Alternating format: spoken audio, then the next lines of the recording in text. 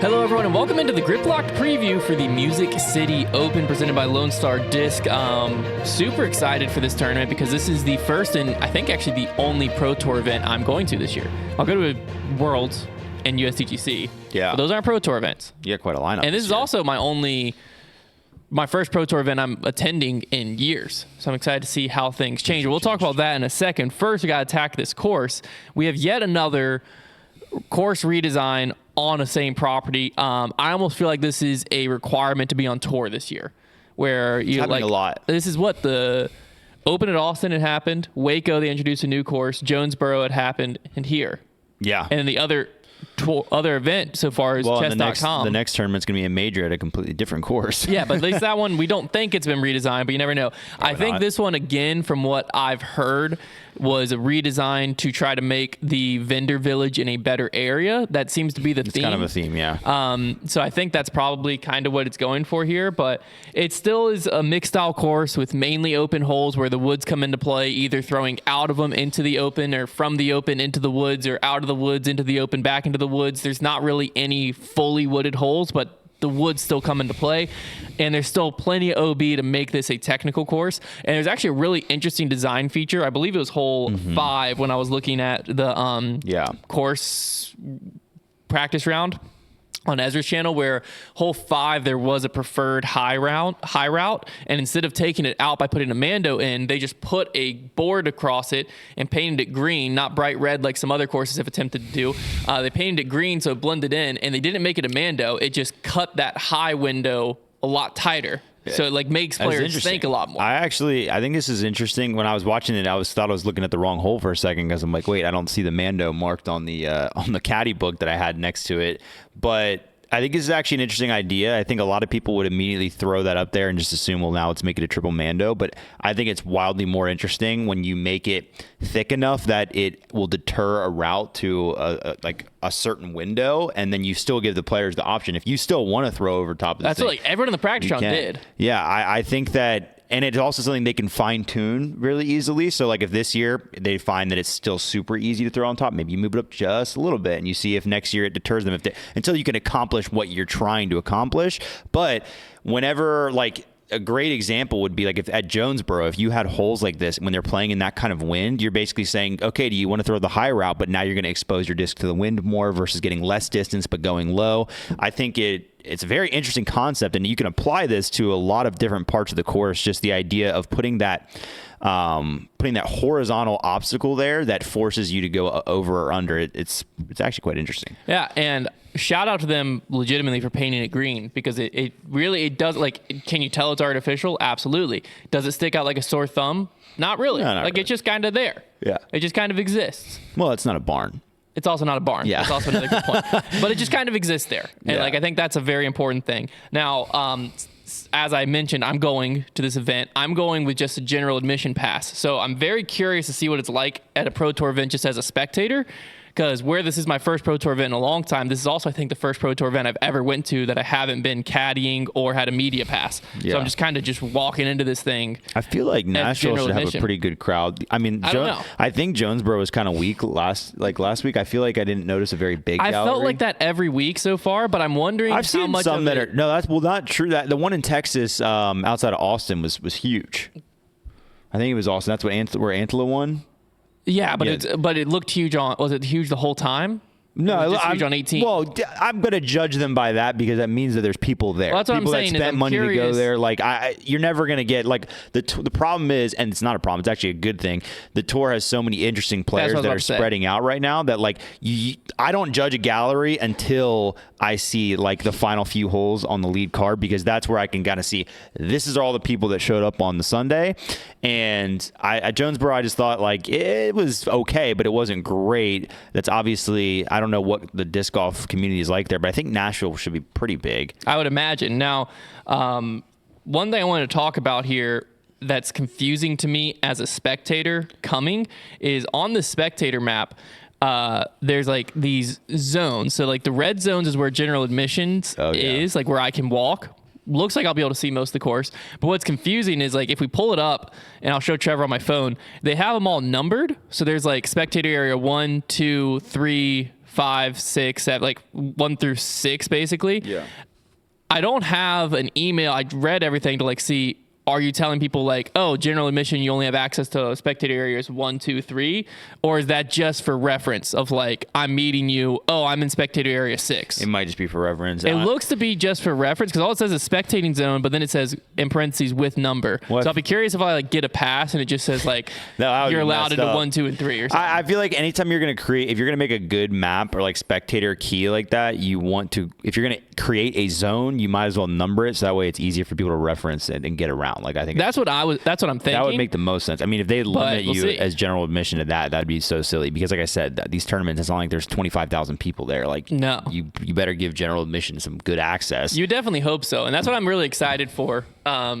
Is from that, and then the only other qualm I have with looking at the spectator map is it does seem that like in some courses just aren't going to lay out this way, but the vendor village food area is like really not close to any holes. It's really only close to like the T of 1 and like where 3 kind of comes through.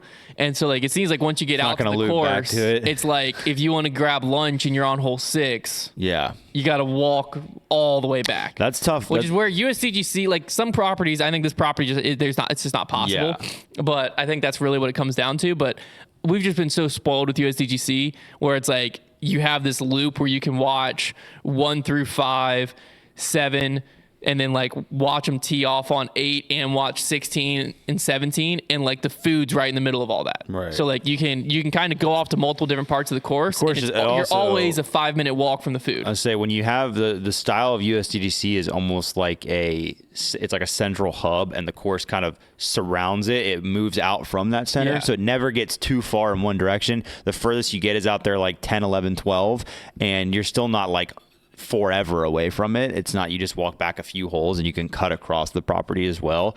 But yeah, I do think that's kind of dependent on what the property offers. Yeah. I think this course in general, like this event hasn't even existed at this course and in its full Pro Tour status for that long. So I think right now with the course redesign thing, I think a lot of these designers, they take it very seriously and very personally when they get feedback, I think.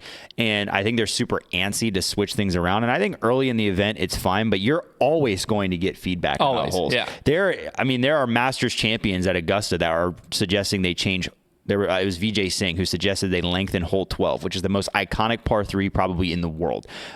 Which is like, that's just to say, no matter how awesome your course is or how long it's been played, there will always be suggestions for change. So I don't have a problem with this one at all, but I will be curious to see, like, our course is eventually going to take a stand, be like, let's get 5-6 years under our belt, let the holes grow on people, because that will also happen, because you're never going to establish a memorable tournament without doing that. And I also, on a property like this, they already have kind of a challenge cut out for them because a lot of the holes look similar. They blend in similar. Yeah. It's very difficult to design a disc golf course where you can make, I would say if you can make 60% of the holes really pop into your mind, like Maple Hill. Yeah. One thing that Maple Hill does is they've been able to create these holes where, and it's not just because it's a famous course, genuinely, there are some holes at Maple Hill you forget about. Yeah. Absolutely. But there are a number of holes that really stick in your brain as signature holes, and that's going to happen in any course.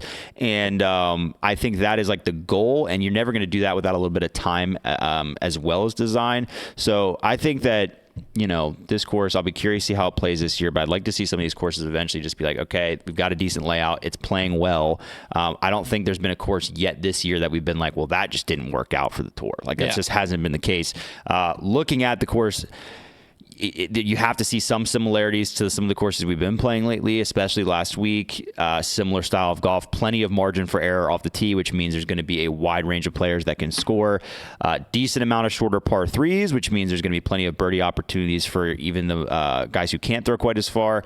And it could be a huge difference depending on whether or not there's wind. Yeah, so let's talk about some of these players coming in. First off, when you think Music City Open, if you've been around disc golf long enough, you think Chris Dickerson. But yesterday, he posted this on Instagram, giving us a little insight into an injury. So he said, after having 2 radiologists and an orthopedic surgeon review my MRI images, there are a lot of findings. I have moderate to severe osteoarthritis in my hip. It's bad enough that it's caused multiple bone spurs. I also have a vascular necrosis. This means that there's a part of my hip that's not getting blood flow, and as a result of that, my bone is dying. The necrosis is just starting, and it's very tiny and localized for right now. My hip is apparently deformed enough that they asked if I was born with a birth defect or had been in a major car accident. I've never had any issues with my hip until my T-pad slip at the DGPT Championship in October.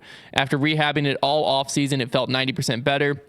There are certain things that can cause pain in the front of my hip or groin, but it's more than manageable. Seth Muncie suggested I get an MRI after discussing my pain with him at chest.com in Florida. We were hoping to rule out any major problems. This is obviously not the result I was hoping for. The doctors I have talked to so far have told me my only options are shots for pain and eventually a total hip replacement. They've also said that if I can put off the hip replacement until I am 50, at least, that's ideal.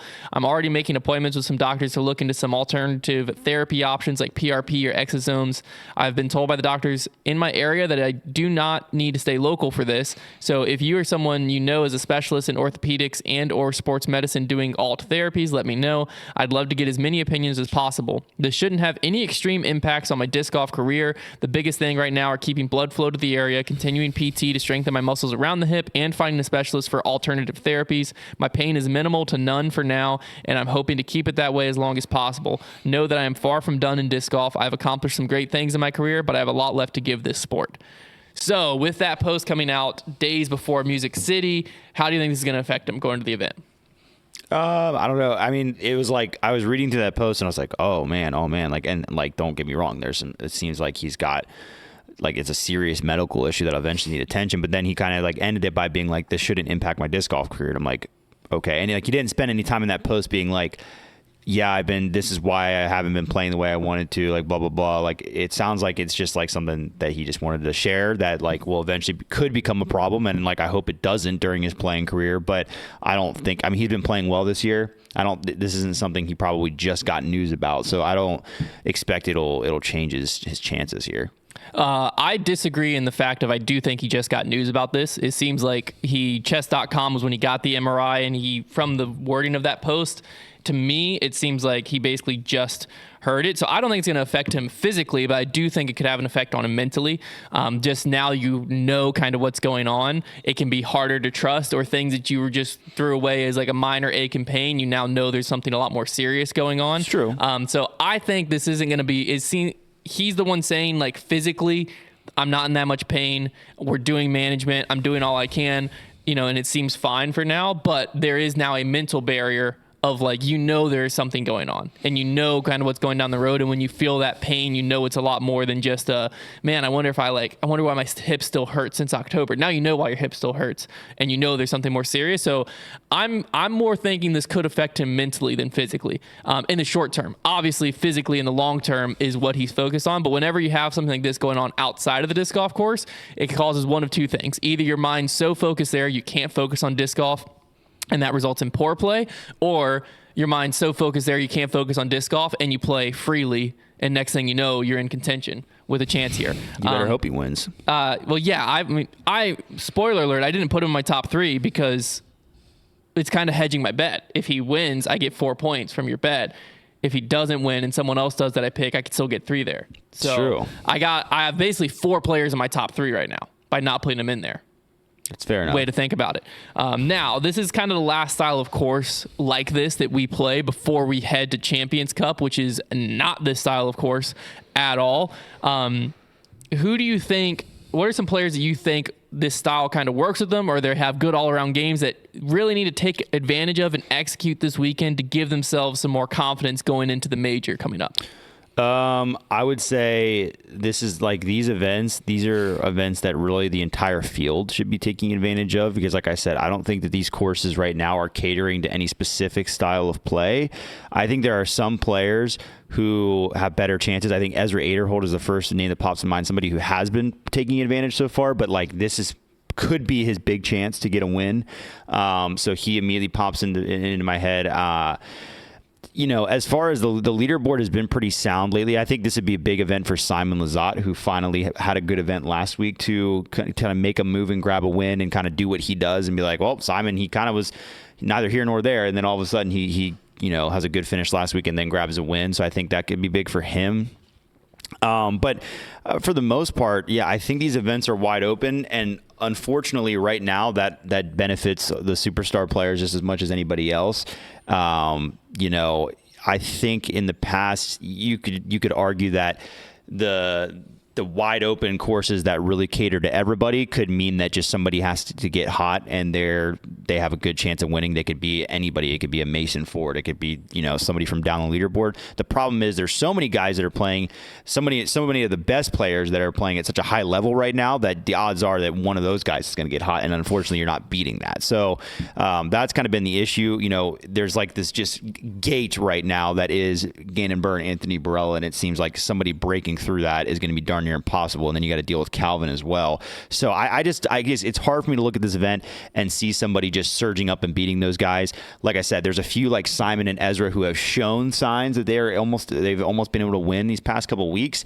And I think that a guy like that who's already on the fringe could win. But seeing somebody just come out of nowhere, I don't necessarily see that happening. I think Dickerson's another one you could throw into the hat. He's had a quietly good season so far, and I think he is capable of winning, but I don't know. I think we may be getting to the point where you really need a course that's very specialized in order to have kind of a surprise win, or maybe some conditions that kind of create a little adversity and a little bit of randomness. But when the best players in the game are all in form, which right now they are, or at least there's enough of them that are, it's just going to be tough week to week. You're just not going to beat those guys. Yeah, I think it's funny you brought up Mason Ford because I think a lot of people forget he won this event. Yeah. Just a handful of years ago, over Ricky Wysocki, because it was a not scandal, but people on the internet were doing what they wanted to do, saying that Innova paid Ricky to throw. Yeah. So that Mason Ford could have Was his it win a there. full? It was an NT back then. It was an NT, yeah. It was when there was the NT and Pro Tour going on at the same time. The two players that came to my mind here, I'm not necessarily thinking they need to execute in the terms of they need to win, but I think they need to get themselves back on track because they both have a shot at Champions Cup. We're going a little old here. We're going Ricky Wysocki. First off, he hasn't been in contention since Rick chess.com. Needs to get something going. I think he has a really good chance at Champions Cup. He's very good at Northwood, but he's a big momentum player. So I think if he can get himself into the top 5 this week, that could bode really well for him because remember, he's still on a major drought that goes back, is it to 2017? For a major? Yeah, I think it does. Yeah. I think we're closing in on 7 years. Yeah, it's been pretty crazy. How is 2017 7 years ago? That's wild. It is, though. But regardless, Ricky Wysocki is in a little bit of a major drought right now. A lot of it. Champions Cup really lines up well for his game with the move to Northwood. But I do think he's a big momentum player, and I think that Music City could be crucial in him winning or not winning at Champions Cup. He's kind of gotten left behind so far this season. The other player that I think has a similar story to that, but a much worse start to their year, is Paul McBeth. He has a lot of history at Northwood. He plays that course well. He won Worlds at, that Ledgestone, but Northwood was a big part of him winning Worlds. He knows that course. He plays it really well. Has no momentum right now. He's flat. This is the first time I think I've said his name all season, pretty much. So I think this course doesn't necessarily line up perfectly for his game. He is an all-around player, so there's not really any course that does. It lines up a lot better for a lot of other players' games, but if Paul can get his way into the top 10 here, I think that could be a huge confidence boost going into Champions Cup.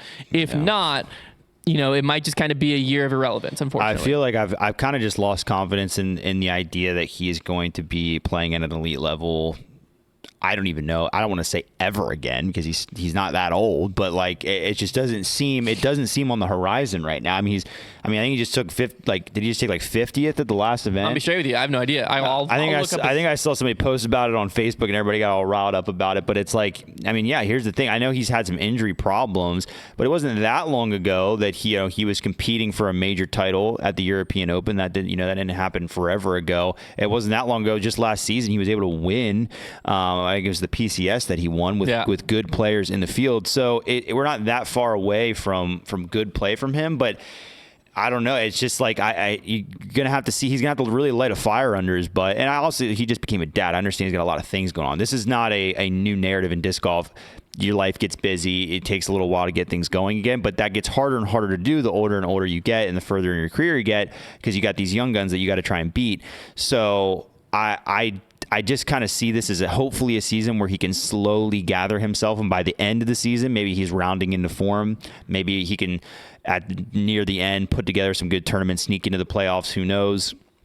or just compete for a major at the end of the season. USDGC, that would be great to watch. Worlds. But at the end of the day, like as somebody who, Worlds there's going to be a huge check mark on Worlds. It's going to be very highlighted on everybody's radar, even if he's not playing well, just because of where it is. Yeah. And his ties there. But yeah, I think what everybody really, if you enjoy watching Paul, we just want to see him get back to a point where he's playing decent golf, where you can at least tell yourself, like, if he plays well this week, then he may have a chance to win. Because right now, that's just not even the case. Like that, we haven't seen that in a while. We haven't seen the flashes of greatness. So yeah.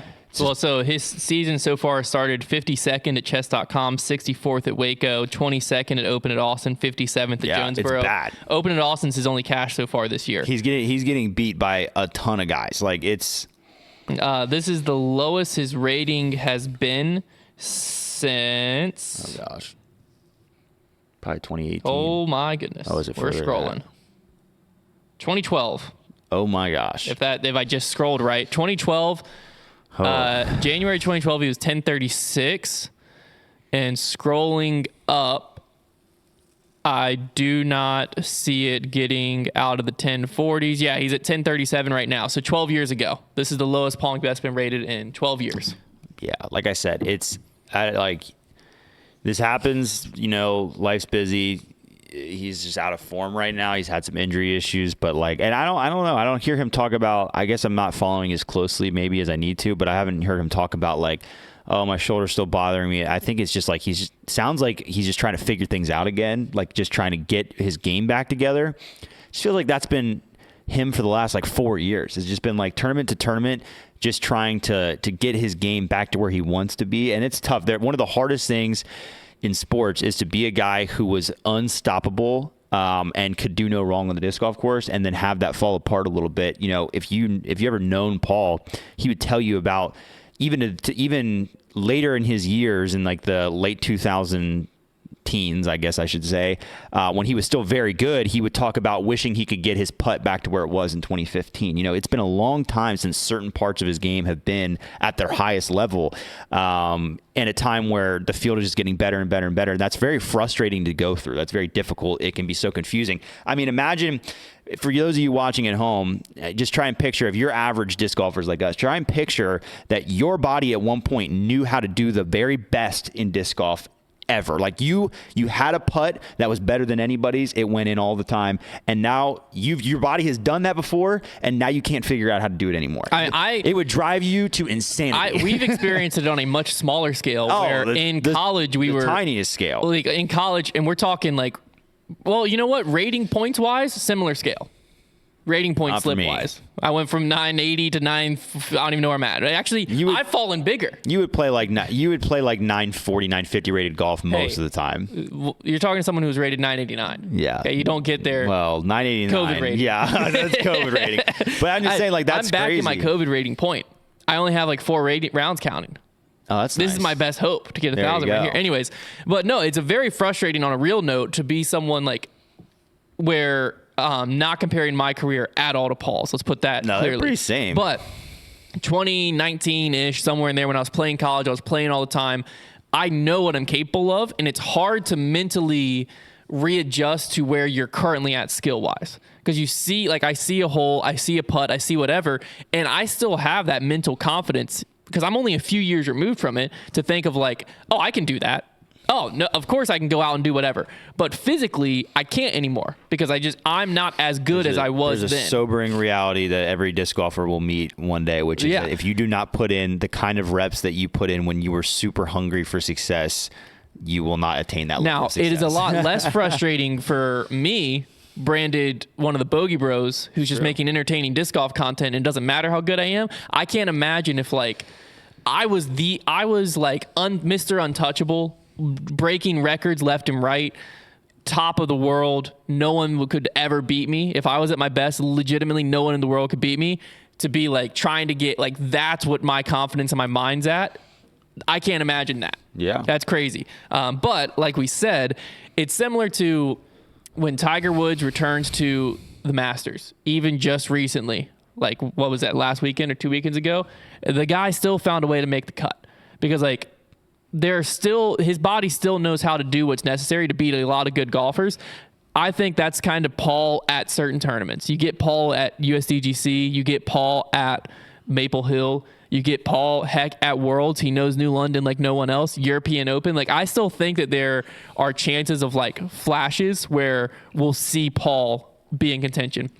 I do think the days of Paul filling the shoes of what Anthony Barella and Calvin Heimberg and those guys are doing right now, I do think those days are over. For good? For good, yeah. I'm willing to say I don't think Paul. Man. I don't think Paul will get. He's back like 33, but I don't think he's going to get back to week in, week out. He's the guy to beat. I just don't see that happening. I don't see Ricky Wysocki being that guy. Oh, come on. Anthony Rick? Barella, Gannon Burr, Calvin Heimberg. I mean, and then you look Calvin down hasn't the list. won in a year. He's still been in the top 5, all but one event for almost a full calendar year. He hasn't been the guy to beat for a year. There's only 4 guys beating him on average each week. I'm just saying, though, he hasn't been the guy to beat for an entire year now. If you beat Calvin in the since June of this year, all but one event, you're in the top 5. That doesn't mean you win, though. Being the guy to beat is Gannon AB right now because they're winning like every other event for this year. Yeah. But I think saying that about Paul is one thing. About Rick is crazy. I think Rick is a much hotter take. I think Paul, Rick, I don't think's that hot Rick a take. could rattle off the next 4 events, top 4 or 5, and it wouldn't surprise me at all. But I mean, Paul, I'm not quite willing to go there yet, but I think there's still a chance that he could put together, a good season or a good season or two. But yeah, it's definitely. But a good season and being where AB is right now are 2 different things. Yeah. Well, let's check in on AB at the end of the season because I don't want to get my hopes up. I said where AB is right now. Yeah, I mean, right now. If he does it for the whole season, you'd have to call him something like Calvin Heimberg. The next player down on the list. Calvin Heimberg didn't do this for the whole season either. The next player. What are you talking about? So what would give AB, you get to the end of the season and you think, holy frick, AB just had an insane season. What is your requirement for that to have happened the rest of the year? For an insane season? Well, it's weird when you put in 3 wins early in the year because 3 wins is an insane season already. When you look at no matter what he does, I won't say no matter what because obviously pending he just takes 70th on average. Realistic scenarios. Let's just say that for the rest of the season he doesn't win again, but he just is like in contention a lot, similar to Calvin, in contention a lot. Only has a couple bad finishes. That's the end of his season.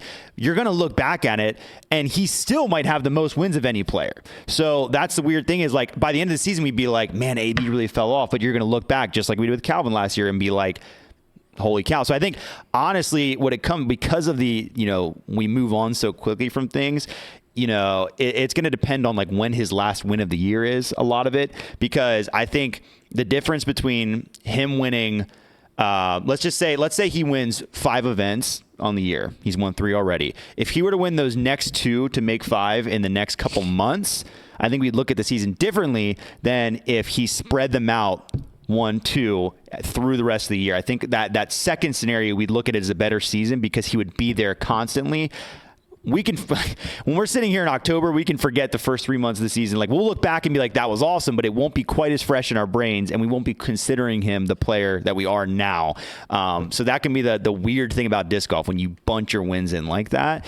But I mean, he's in the driver's seat right now because I think, 5 wins is kind of the standard as far as like if you get, did Simon have 4? Simon, I think Gannon had 5, but including it's tough because you have to throw in silvers, freaking silver events. Anymore. Because here's what I'll say is, I like to talk about Pro Tour seasons in the scheme of winning.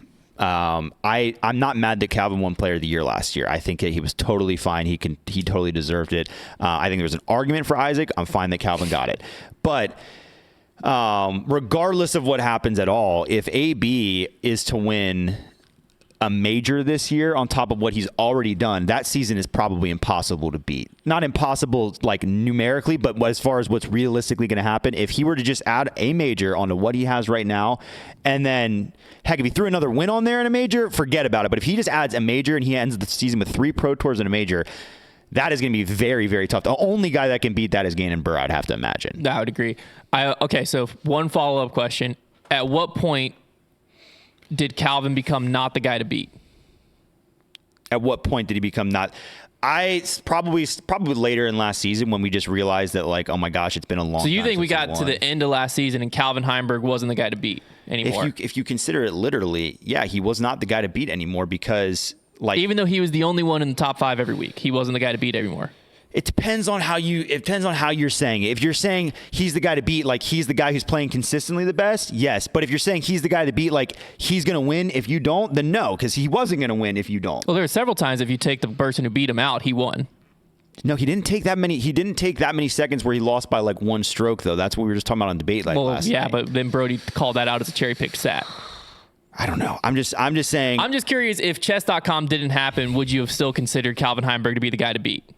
If we're now in April, 2 months away from being a full calendar year of him never being outside the top 5, is he the guy? No, I like that. Listen, I am, like I just said, I'm a big wins and losses guy. So I'm okay with dying on the hill that, like, if I've seen an entire year and you're just hanging around but you're not winning, I'm not going to call you the guy to beat.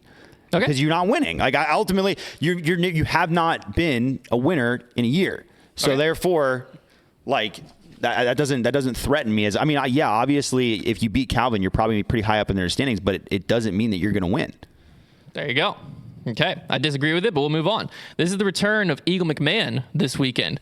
A lot of hype around this. His first time throwing all gyro. Well, not all gyro. Actually, probably is all gyro. First time with MVP on his back, coming back from intense injury. We don't fully know what we're about to see. But what are you expecting out of him, and what would make this tournament a win for Eagle? Yeah, this is really exciting. I think it's awesome that we're getting Eagle back. It's going to be so fun to watch him throw MVP. I'm very pumped about it. It's a bummer when we don't have the best of our best, and I think Eagle hopefully will get back to that point quickly if he's not there right away, where he's up at the top of the leaderboard. He's fun to watch. I think a win for him at this tournament is... anytime you're coming off an injury, in his mind, I don't know what his standards are, but as long as he feels healthy coming out of the tournament, he probably is going to be okay with it. You just don't want any of his injury issues to flare up.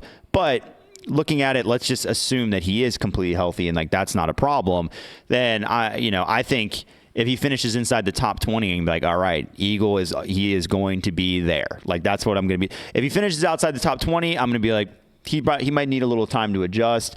But if he's already inside the top 20 first event back, and if he gets any closer, top 10, it's going to be like, okay, any week now, Eagle could be a threat to win. That's going to be the feeling. I'll be very quick to jump to that because, even with the injury, he's also switching to a very different bag. So that's going to be something to look at. And it's kind of like Simon, where we were immediately looking to see Simon play one good event with that bag, and it didn't take long to be like, okay, the bag's not going to be a problem. That he's going to be just fine. And these guys are talented enough, it shouldn't be. But I think that's going to be the thing with Eagle. Like, if he goes out there first event and takes 15th with the new disc coming off the injury, be like, okay, Eagle's just fine. He's going to be, once he shakes off a little bit of rust, these guys have all been on tour for months now. He's going to be a threat to win. I think anything inside the top 20 would be a humongous win for him. Yeah, I think there's kind of two ways to look at this, right? I think from a fan perspective, I fully agree. I think Eagle inside the top 20 means he will probably be in contention in a few weeks. I think from an Eagle McMahon perspective, if I can get... It's similar when we were talking Paul at chess.com, right? Like, if Eagle gets through this event, feels like he was able to throw the disc as hard as he... because I would imagine how long he waited, he's coming back at 100% or close to it. So if he's able to feel like he threw the disc hard, he was able to throw whatever shot he wanted to throw whenever he wanted to throw it, and he's pain-free, I think that's a win as Eagle coming back. Now, if I do all of that and I'm in 50th, uphill battle ahead of me. I got to figure some things out. But I do think coming back from an injury, there's like that part of just like finish the tournament pain-free. That's a win for Eagle. A win as an Eagle fan is definitely getting him into that top 20, top 15. If he gets into contention, holy cow, which it's not that crazy. You made the point before the show of like, the last time Eagle kind of came back from a little bit of time off with an injury, he played some of the greatest golf I've ever seen and won the European Open. Yeah, definitely a case of not going to be shocked if he came out and won. Yeah. Like, it's when you're as talented as Eagle is, and you've thrown discs for this long, he could come out and win, and I'd be like, that's Eagle. The other thing, too, is like, obviously switching manufacturers 9 times out of 10 is a non-storyline. The 1 out of 10 I feel like it really is when you're going from non-gyro to gyro. Because say what you want, whether you believe the gyro technology or not, the discs fly different. As someone who has went from a normal bag to a full gyro bag for a month, there's an adjustment period. But The key here is Simon Lizotte just went through this. Exactly. And Simon Lizotte came from Discmania to Gyro. And Simon Lizotte and Eagle McMahon were basically brothers at Discmania. They know each other's games better than pretty much anyone else. Yeah. So if there's anyone who's going to be able to make this adjustment super easy for Eagle, it's Simon. And Eagle has now had months and his whole rehab where he's relearned how to play has been with Gyro. Right. So I don't think there's going to be an adjustment period on the course anymore. I think that adjustment period's already happened. I think any weird adjustments with play is pure injury. Is what he's adjusting to. Having Simon's a huge advantage because I think Gyro is one of the few companies where like you don't just hear somebody be like, oh, you like rocks? This is that version. Like it's kind of sits in its own area as far as the discs that you. That's why I struggled so hard. I was like, I was trying to get people to compare it to Innova, and so many people who were at that time. It's different now, but were at that time. They didn't know their discs. They weren't coming from Innova or anything. They were coming from like I've always been with MVP. You want a straight mid? This is what it is. I'm like, I want to beat up KC Rock. Help me. But having Simon go through it, even James Conrad from Innova, like he's got all the advice he needs. So and. I do think it's a great point of like he relearned how to play from his injury with Gyro. He's going to be just fine. As far as that goes, it's just a question of what's about to happen with him now. We just were talking about him a bunch. Simon Lizotte, reigning champion here, took down this event last year, just had a solid performance at Jonesboro. Do you think he has a solid chance of the repeat this year? I think he has a great chance. We'll see if he can add to his guitar collection. If they go with that trophy again, I'm sure they will because I think a lot of people liked it last year. But I think he has a great chance. He found his momentum. Anytime a player can kind of find their game and their momentum right before an event they won previously, you obviously got to be feeling pretty good about that. Simon can be a guy who he hits little hot spurts, and typically when he hits them, he does capitalize and win. That's the thing about Simon is you know a player is as talented as he is when all it takes is just for him to just kind of find his game and let it click, and when it does, he wins so often. That's one of the key differences between some players and others. Is Simon, the reason he's been able to win multiple events in these past few seasons is when he's on, he just capitalizes. You can look at a guy who has what some people would say is streaky play, 20th, 30th, 50th, first, 45th, 37th, first. And you can say, well, they're just inconsistent. But what I like to think about is when they're having a good weekend, they were winning. Because in Simon's, you don't see a lot of second, third, fourth, fifth a lot. He did just have one last week. But I feel like it was like he's not really around the leaderboard, and then he'd win. And so I just see Simon as a guy like when he's on, he just goes out and wins. He capitalizes on when he's playing hot. And that is when the tour is so hard to win on right now. When you are having your weekend, you better make it count. That could be your chance to get your one win that season. So I think if he can keep what he had going last week into this weekend, then he absolutely could repeat. Yeah, I think the biggest question here is how's his back doing? He had some PT on it before the final round at Jonesboro. He dropped out of, I believe it was the Skins match in Memphis that they were doing on like Monday or Tuesday, but he still said he has full plans to play Music City because we are getting close to he's going to be having a second child and taking the extended period off. Yeah. We're getting very close to that. So I think in his head, he's like, I just need to get to that period, and then I can rehab whatever it is going on with his back. It didn't sound like it was a super serious injury. It sounds like it just kind of was like a muscular thing, like he just kind of tweaked it a little bit. So that is a question mark, but if that's fine and he's able to get it loose enough where he can play, then you have to like him because, I mean, he is a streaky player in that when his game's on, it's on. And when his game is on, he, like Eagle, like AB, like Gannon, like Calvin's one of the most arm-talented guys in the world where, like, it's going to be hard to beat if Simon Lizotte's the guy whose game's on. So if that's this weekend, I love it. But the other guy, the man of the year, AB, lost by one stroke here last year. Do you think he can go 4 for 6 with another win here? Absolutely. When the snowball is rolling downhill like it is right now for AB, and he's going to another course that he was having success at last year, which is just cherry on top because I don't believe he played well at Jonesboro last year, and that doesn't even matter. The pressure gets lesser and lesser the further that he keeps moving into these wins. Like I was saying earlier, 3 wins is already going to be tough to beat for anybody other than maybe Gannon this whole year. So when the ball is rolling downhill like that, and he can just do no wrong at the moment, and he's seen that he can win in multiple ways. It's not like he's going to get behind and then think, oh, I can't, I'm out of it or whatever. Like, yeah, he has to be the heavy favorite this week. There's just there's no reason to think otherwise. And I mean, I'd be shocked if he's not in contention again, and I think it's very likely he wins. I really want him to be in contention or near the lead because I want to see it in person. I want to see how good AB is in person. Gosh. Because like I've watched AB play before, but I've never watched AB at this level. And like what he's doing right now is insane. So if you're listening to AB and you just have like a switch you flip or something, go ahead and flip it so that I can see what is what you're capable of here. What is for you? I'll answer mine, and then I'll let you answer because you're actually going to be there. Your dream final day card at this event, lead card. Mine would probably be AB. Well, I'm going to say dream realistic. Okay. Because I'm not just going to throw Paul in there because that's not going to happen.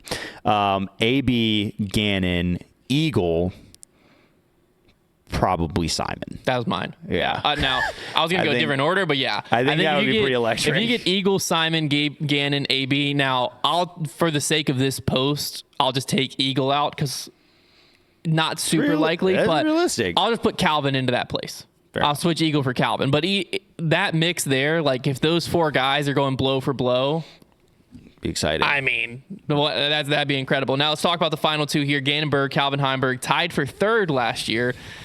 What does this tournament and a shot at another win mean for them in their season right now? Well, for Gannon, I think it would be a very quick punch back to AB, like, hey, I'm still here. Like, now we both, it's like, tying AB back up because he already has two, right? Gannon, I think he has one. Or he just has one, yeah, because it was 2-1 was what they were at. So it would be, so it'd be even more important because it would be him getting that second win and being like, I'm also going to be a guy like that this year. I know he's been early in the season. He was kind of thrown into that trio. AB has kind of moved himself ahead of everybody as like just the clear guy. But I think that this win would be like Gannon saying, you're not going to run away from me that quick in win totals. I'm going to be around. And I think that it would be good for him. Not nearly as crucial as it is for Calvin because we just kept mentioning. And I want to clarify, when I say he's not the player to beat, this is how I think about this. Player to beat for me is like, you have to beat this guy to win. If you beat Calvin by just one finishing place for the last year, you did not win that tournament. There was a guy that beat him. So but it wasn't the same guy. Right. But so Calvin of the whole field was the guy to beat. But I wouldn't even say that. I wouldn't say that about anybody. There wasn't a guy to beat. That's what I'm saying. Okay. Is right now, AB is the guy to beat because he's winning more times than he's not. So he is the guy that you probably have to beat. If there's not a clear guy like that, then I wouldn't say it because I'm very much a black and white. Did you win or did you not? When it comes to that sort of thing. And so when I talk about Calvin, it's like, yeah, if you just finished one spot ahead of him for the last year, that doesn't mean you won. You did not win, in fact. So that's where I'm putting that out there. But for Calvin, this is a huge event. And I know people hate that take because they love Calvin. And I like Calvin too, but he's in a very tough slump right now. Like it's just the nature of what's going on. I think that Calvin, I know he's dealing with an injury right now, doesn't really have a forehand in his game, and he's still playing great golf. I just want to see him put something together down the stretch. That's what it comes down to. I was never, ever, ever on that bus with Calvin when it was early into this slump. It had only been a few months since he's won, and I was like, he's in contention every week. The problem is it's been going on long enough that I've seen him lose tournaments that he should not have lost. He's making mistakes in the final round, and he's costing himself tournaments, and that's where the narrative creeps in of like, is Calvin just he's not able to win right now? And this is not something that's going to last because he is going to be an inevitable event. Calvin's playing too good to not just win. I'm sure he'll win at least once during this season, probably twice. But right now he needs it to get it off his back. When you are a top player in golf, you are susceptible to, if Mason Ford, let's just use him as an example, went out and won this week, he's not going to be thinking 4 months from now, oh my gosh, it's been a little while since I won. I got off to that hot start. This is just part of the game when you are a top player. It's just the way you're going to be looked at, and it's a great news for that player because it means they rock. But Calvin Heimberg is a guy like that because he's so good, because he's considered one of the top players. When you go a whole year without a victory in a sport where right now, the guys that other guys were considering the best are winning and winning a bunch. If you're AB, that starts to stick out. So I think that winning for him would be massive. I think of anybody on the tour, he needs this win the most. Yeah, no, I think Gannon, this is an important win to remind us he still exists to a certain extent, if that even makes sense. Like, because he went from being in the same vein, like always mentioned with AB. It was AB and Gannon are having a crazy start. But then AB has just like went one step farther to where AB is the talk of the town. Yeah. And if you're Gannon Burr and you get a win here, you're right back in, like, because 2 wins, 3 wins this early in the season, they're both crazy enough that they're both talked about on the same vein. And that's the thing. But you need that other win, because like if we keep going and Gannon and AB wins here, and then AB picks up one more win, all of a sudden it's 5-1. You're not on the same page anymore. This is what I tell people when they get so fed up about, like, they don't, like, you're not considering the podiums, you're weighing the wins too much. The wins are ultimately what's going to carry weight. You know, there's a reason we're all talking about AB right now. Gannon is having an insane season.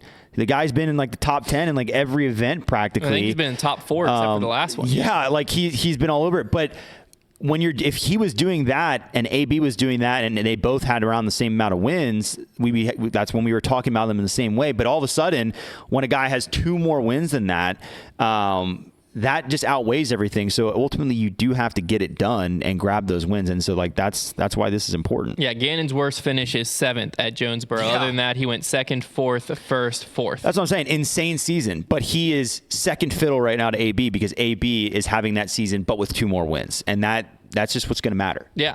And Calvin Heimberg, it's a very important And he's third tournament. fiddle because he's been doing basically that other than one event. Yeah. But not one yet. It's an important event because, I mean, it would shut everyone up. Like a Calvin win here, you can't say anything about, has Calvin forgotten how to win? Because like that narrative is picked up. I think we started the narrative at the end of last season.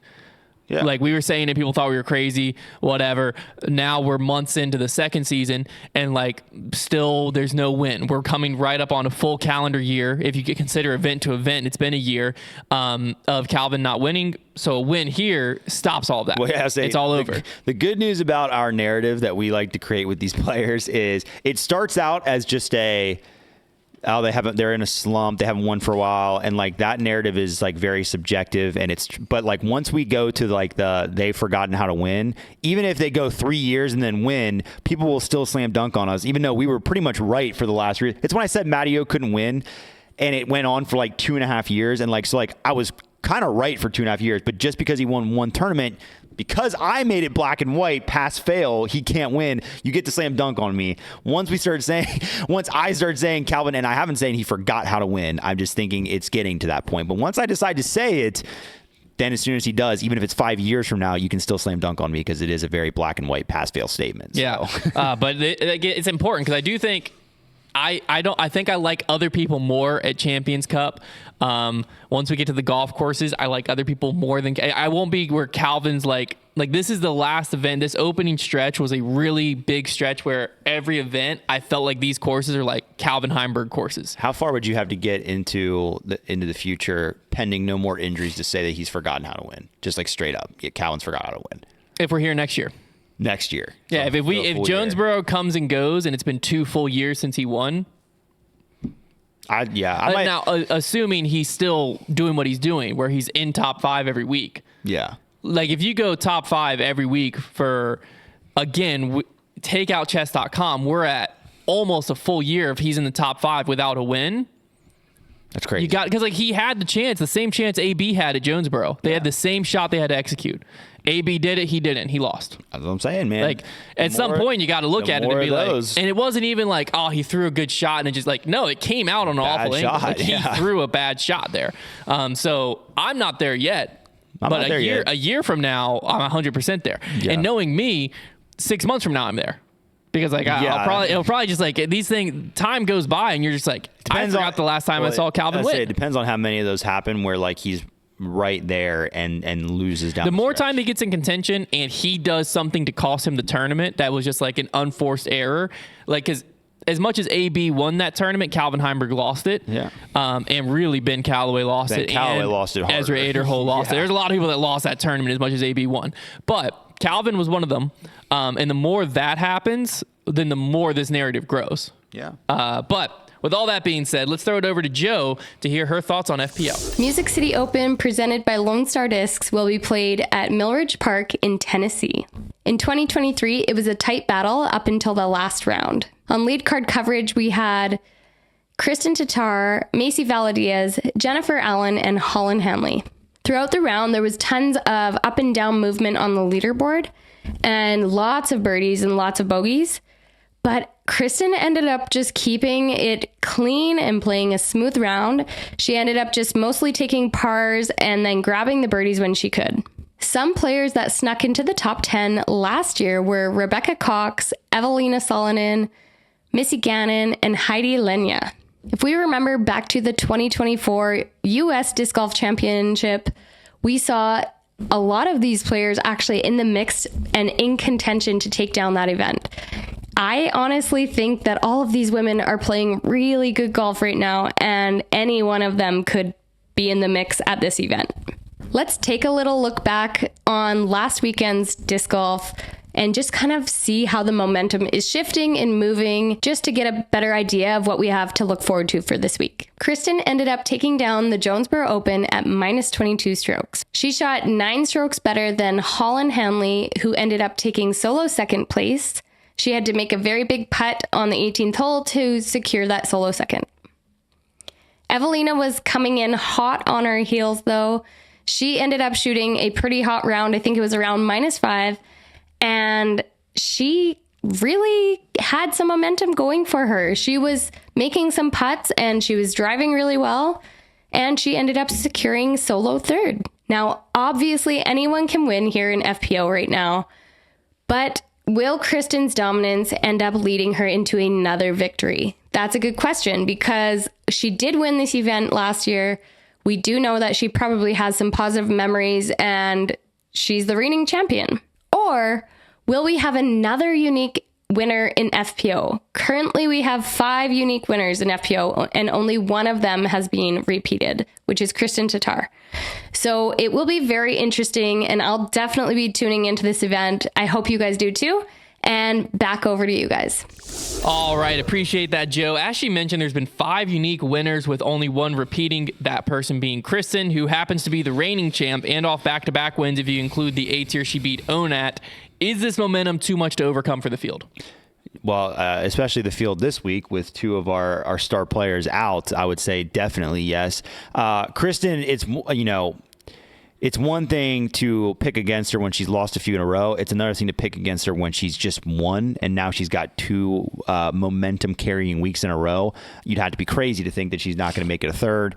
I think that, yeah, she's in a great spot here. I think this would be a big win for her heading into the major. Yeah, I mean, it's hard to, I'll just go ahead. I'm not even going to fill in this statement because I'll just answer the next question, because out of the field, Joe mentioned several players that played well here last year. They've had solid starts this season. Who do you think in this field poses the biggest threat to Kristen on this course? My answer to that is Kristen Tatar. Yeah, Kristen, that's my answer every time. Yeah, well, it's earlier in this season when she had that 3-event slump. It's crazy to even say a 3-event slump because that's not even a slump. I could have argued a few players. Most of those players aren't in the field. The only one that's still here is Evelina, and I don't love Evelina at this course. She struggled here last year. I think she lost by over 10 to Kristen when it was all said and done.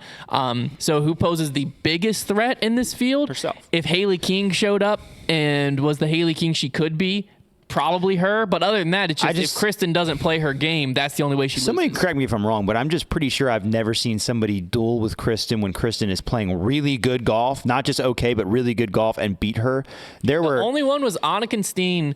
Kristen wasn't really messing up. She came out the gate slow. Well, she came out the gate right, slow. that's what I'm saying.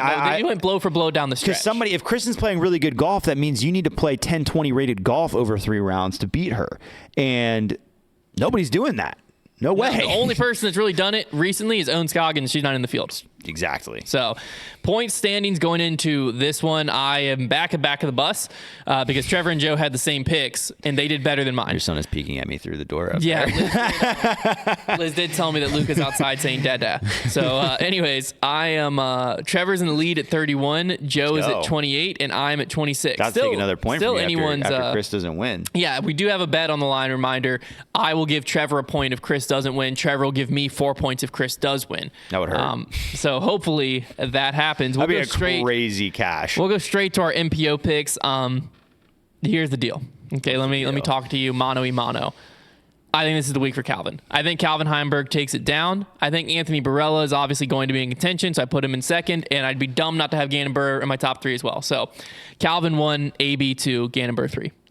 I mean, I don't hate it. I don't think I'm going to trade out Calvin for Simon Lozada, but I have Simon in third because I think he's going to play well again this week. I've got Gannon in second and AB in first. It's just so hard to bet against. Like he's now proven 3 out of 5 is something I just didn't really think was going to be possible on this tour. So now that I know that somebody playing it, when he's playing at the level he's playing at, that he can just go out and win, forget what are the odds of a guy winning on this tour multiple times in a row. It just doesn't even matter. He's doing it. So at that point, I got to go with him. He's doing something that Kristen does to the FPO field right now. Yeah, honestly. And Joe's picks are AB to win, Calvin to come in second, and Gannon Burr to come in third. We'll keep rolling with Joe. She picked so Simon's Kristen. gonna be my key there. Yeah, Simon's your key. Kristen Tatar to win for her, Holland Handley to come in second, Evelina to come in third. Ditto. That's twice in a row we've done nailed that. Him. I switched out Holland Handley for Haley King, so I went Kristen, Evelina second, Haley third. That's my top 3. Fair enough.